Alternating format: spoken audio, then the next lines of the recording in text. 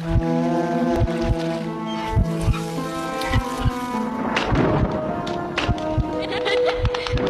आप कभी ऐसे कमरे में गए हैं जहां हर कोना डर और रहस्य से भरा हो?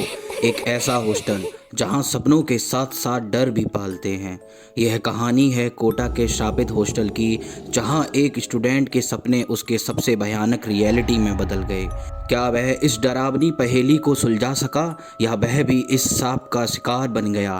तो आइए इस हॉरर सफर पर चलते हैं, लेकिन सावधान, हर मोड़ पर सच्चाई आपकी आत्मा को हिला कर रख देगी। रोहन एक बहुत ही होनहार छात्र था। वह अपने सपने को पूरा करने के लिए कोटा आया। उसका लक्ष्य था नीट परीक्षा को सफल होना, ताकि वह अपने परिवार को एक अच्छा जीवन दे सके। कोटा में किराया बहुत महंगा था, जिसकी वजह से रोहन को ऐसा हॉस्टल ढूंढना पड़ा जो कि उसके पैसों से मेल खाए। फिर उसे एक हॉस्टल मिला जो कोचिंग से 5 किलोमीटर दूर था, जिसका किराया भी सस्ता था। हॉस्टल का नाम था शांति विला। रोहन बहुत खुश था क्योंकि हॉस्टल का दाम बहुत कम था। हॉस्टल बहुत पुराना सा था, जैसे उसमें कई सालों से पेंट का काम तक ना हुआ हो। उसके चारों तरफ इतना सुनसान था कि परिंदा भी पर ना मार सके। लेकिन उसको क्या, क्योंकि उसका तो पूरा फोकस डॉक्टर बनने पे था। रोहन जब हॉस्टल में अपना सामान लेकर वहां पहुंचा तो उस हॉस्टल के मालिक भैरव ने उसे चेतावनी दी कि 4थी मंजिल पर कभी मत जाना, वहां जाना मना है। भैरव के चेहरे पर एक हिचकिचाहट थी, जैसे मानो कि वह कुछ छुपा रहा हो। ऐसा क्या था जो वह रोहन को बताने से डर रहा था? शायद कुछ ऐसा राज जो भैरव को रोज परेशान कर रहा हो। आखिर उस हॉस्टल में ऐसा क्या था? रोहन ने इस बात को नज़रअंदाज कर दिया। उसे नहीं पता था कि ये हॉस्टल उसकी ज़िंदगी का सबसे खतरनाक हकीकत बनने वाला था।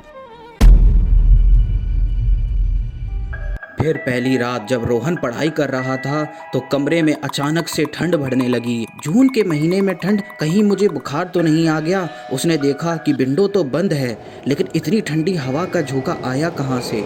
बाहर से एक आवाज़ आई, मुझे बचाओ, मुझे बचाओ। उसने अपनी किताबों को बंद किया और खिड़की खोलकर देखा तो वहाँ कोई नहीं था। हॉस्टल बहुत सस्ता होने के कारण वहाँ व्यवस्था बहुत खराब थी। उसने खिड़की से देखा कि दूर किसी एक लड़की का साया, जिसने सफ़ेद कपड़े पहने थे, लंबे से बाल, जिससे उसका चेहरा ढका हो, जो अचानक गायब हो गई।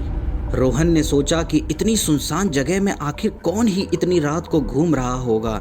ये मेरा वहम होगा, शायद ज़्यादा ही मैंने पढ़ लिया, अब आराम कर लेता हूँ।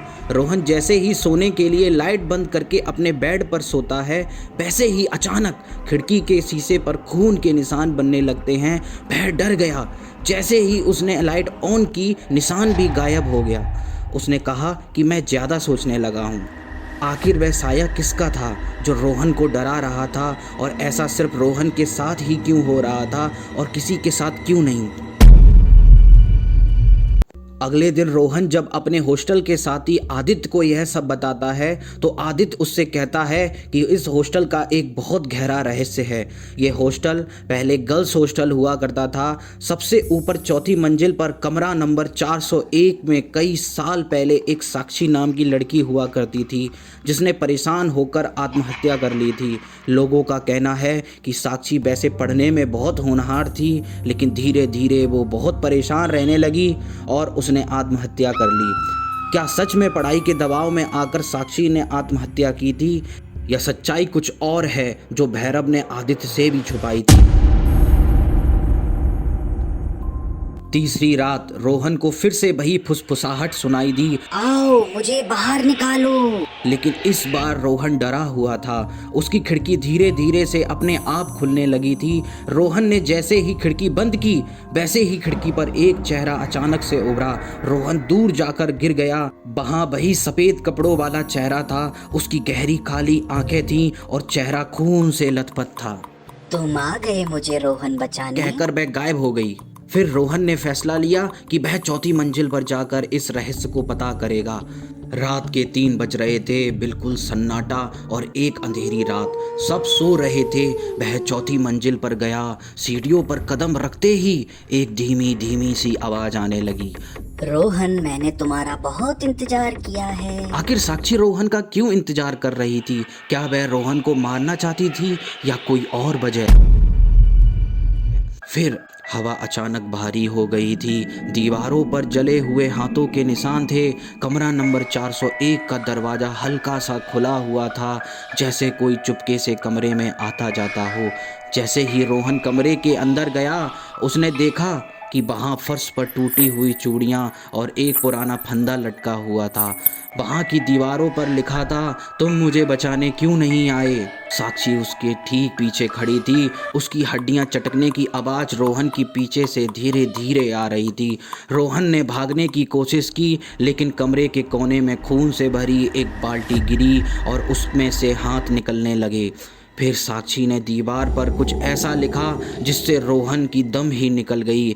ऐसा क्या था, और क्या साक्षी रोहन को मारने की बजाय क्या कुछ बताना चाहती थी? फिर ऐसा क्या हुआ जिससे अगले दिन उसकी ज़िंदगी बदल गई? साक्षी ने दीवार पर ऐसा क्या लिखा? साक्षी ने दीवार पर लिखा कि मेरा नाम साक्षी था। मैं पढ़ने में बहुत होनहार थी। मेरा नीट परीक्षा में सफल होना लगभग तय था, लेकिन एक दिन मेरे साथ पढ़ने वाला एक लड़का जिसका नाम रोहन था, मुझे उससे बहुत ही ज़्यादा प्यार था। हम दोनों एक दूसरे से बहुत प्यार करते थे। फिर एक दिन हमारे पिता, जो कोई और नहीं बल्कि उसका नाम था भैरव, उनको पता चल गया। मेरे पिता ने जब दिवाली की छुट्टी में सब घर चले जाते हैं, तभी उन्होंने मेरे खाने में जहर मिलाकर मुझे मार डाला।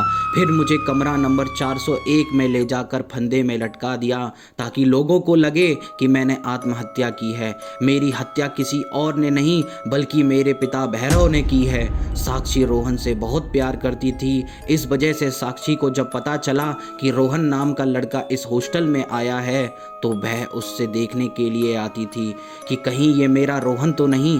भैरव ने लोगों को ऐसा दिखाया कि मेरी लड़की ने आत्महत्या की है, लेकिन वह एक हत्यारा था। अगले दिन रोहन पुलिस को लेकर ये सब दिखाया और भैरव आज अपनी बेटी की हत्या के लिए जेल में है। उस दिन के बाद साक्षी कभी भी किसी को नहीं दिखी। आखिर में साक्षी को इंसाफ मिला।